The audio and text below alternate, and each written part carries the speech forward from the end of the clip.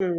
దానికి ప్రతీకారంగా అమెరికా ఏం చేసింది, ఇరాన్లో ఉండే ఇందాక చెప్పిన మిలిటరీ ఇన్స్టాలేషన్స్ మీద హ్మ్.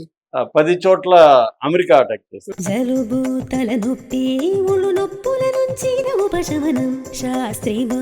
జలుబు తలనొప్పి ఒళ్ళు నొప్పుల నుండి ఉపశమనం శాస్త్రీ బామ్ ఇప్పుడు ₹5 ప్యాక్ లో కూడా. దానికి నిరసనగా ఇరాన్ ఏం చేస్తుందంటే గల్ఫ్ దేశాల్లో ఉండే అమెరికన్ మిలిటరీ ఇన్స్టాలేషన్స్ మీద హ్మ్. ఇరాన్ అటాక్ చేసింది. Hmm. బహ్రెయిన్ లో 5th ఫ్లీట్ అంటారు. హ్మ్. అంటే అమెరికన్ నేవీకి సంబంధించి 5th ఫ్లీట్ అంటే మొత్తం గల్ఫ్ దేశాల్లో అమెరికన్ నేవీకి సంబంధించిన హెడ్ క్వార్టర్ బహ్రెయిన్ లో ఉంటుంది. హ్మ్. ఆ బహ్రెయిన్ లో దాని మీద అటాక్ చేసింది ఇరాన్. హ్మ్. సో ఇప్పుడు ట్రంప్ ముందు మళ్ళీ బెదిరించడం మొదలు పెట్టాడు. హ్మ్. సో ఇది ఇంకా పెద్దది, అంటే ఎస్కలేషన్ అంటారు, యుద్ధం మరింత తీవ్రతరం అవుతుందా అన్న భయాందోళన అయితే హ్మ్. చోటు చేసుకున్నాయి. ఓకే. సో దీనికి ప్రధాన కారణం ఏంటంటే ఒకటి, ఇజ్రాయెల్ని ఈ ఒప్పందంలో భాగం చేయకపోవడం. భాగం చేస్తే ఒక సమస్య, చేయకపోతే ఒక సమస్య. భాగం చేస్తేమో అది ఆ కండిషన్లు వేరే పెడుతుంది, అవును. చేయకపోతేమో నాకు సంబంధం లేదు, మీరు ఒప్పందం చేసుకున్నారని అది లెబనాన్ మీద దాడి చేస్తుంది. ఆల్రెడీ లెబనాన్లో ఉండే 7% భూభాగాన్ని ఆక్యుపై చేసుకుంది. హ్మ్. ఇంకొక 20% భూభాగంలో ఉండే లెబనీస్ ప్రజల్ని హ్మ్. ఎవాక్యువేట్ చేయమని కూడా అక్కడ ఇజ్రాయెల్ చెప్తుంది. హ్మ్. సో లెబనాన్లో ఇజ్రాయెల్ ఫోర్సులు ఇప్పటికీ టెస్ట్ వేస్తున్నాయి, హ్మ్. అప్పుడప్పుడు దాడులు చేస్తుంది. హ్మ్. లెబనాన్లో శాంతి నెలకొనే వరకు ఈ ఒప్పందం చెల్లదని ఇరాన్ అంటుంది. హ్మ్. ఇజ్రాయెల్ని కంట్రోల్ చేసే పరిస్థితి అమెరికాకి లేదు. హ్మ్. ఈ లోపల ఏమైంది, లెబనాన్లో చాలా మందికి తెలియదు ఏంటంటే లెబనాన్లో 2 రకాల ఫోర్సులు ఉంటుంది. ఒకటి లెబనీస్ గవర్నమెంట్, హ్మ్. లెబనీస్ మిలిటరీ ఉంటుంది.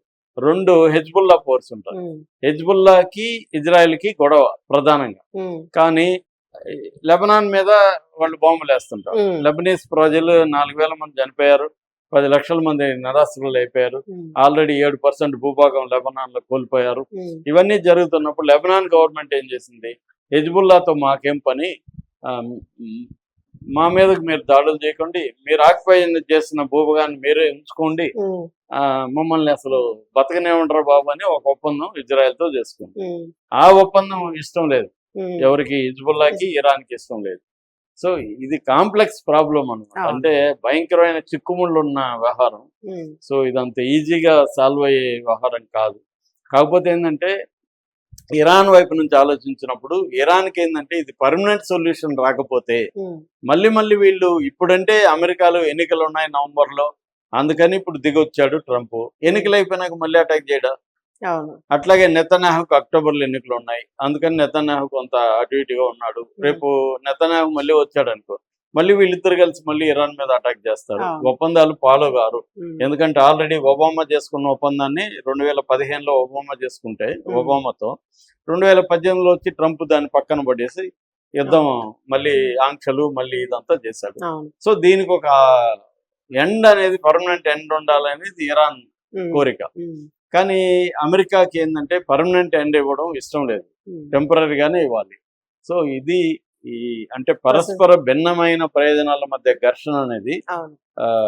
కంటిన్యూ అవుతూనే ఉంటుంది. హ్మ్. సో అందుకనే ఒక ఆయన త్రితా పెర్సే అని ఒక ఆయన, పర్సే అని ఒక ఆయన ఉంటారు, ఆయన నేను రెగ్యులర్గా ఫాలో అవుతుంటా. ఆయన ఏం చెప్తున్నాడంటే ఒక భారీ డీల్ వీళ్ళిద్దరి మధ్య పర్మనెంట్ భారీ డీల్ కుదిరితే తప్ప హ్మ్. ఇంకా ఏ డీల్ చేసుకున్నా అది డీల్ కాదు, ఆ డీల్ ఉండదు అనేది ఆయన ముందు నుంచి చెప్తున్నాడు. ఇప్పుడు అదే కరెక్ట్ కూడా అయిందనమాట. హ్మ్. సో ఇది దీనివల్ల ఏంటంటే ఇండియాకి మరింత ఇబ్బందులు వచ్చే అవకాశం ఉంది. ఎందుకంటే మన గ్యాస్ ఆయిల్ అక్కడ నుంచే రావాలి. ఇప్పుడు షిప్పుల మీద అటాక్ చేయడం మొదలుపెట్టింది. హ్మ్. ఐక్యరాజ్య సమితి కూడా రెస్క్యూ ఈ ఎవాక్యువేషన్ ఆపరేషన్ ఆపేసింది. హ్మ్. అంటే షిప్పుల్ని పంపించే ఆపరేషన్ ఐక్యరాజ్య సమితి కూడా ఆపేసింది. హ్మ్. ఆల్రెడీ 11,000 మందిని పంపించింది షీపేర్లలో, హ్మ్. ఇంకా అక్కడ 10,000 మందికి పైన ఉన్నారు. హ్మ్. సో ఇరుక్కుపోయినాడు షిప్పుల్లో, ప్లస్ షిప్పులు 500 షిప్పులు ఇంకా అక్కడే ఉన్నాయి. హ్మ్. సో ఇది మేజర్ ప్రాబ్లం. సో ఇది ఎప్పుడు మళ్ళీ సాల్వ్ అవుతుందో తెలియదు, ఇంకా పెద్దదవుతుందా అన్నదే మనకు కనబడుతుంది.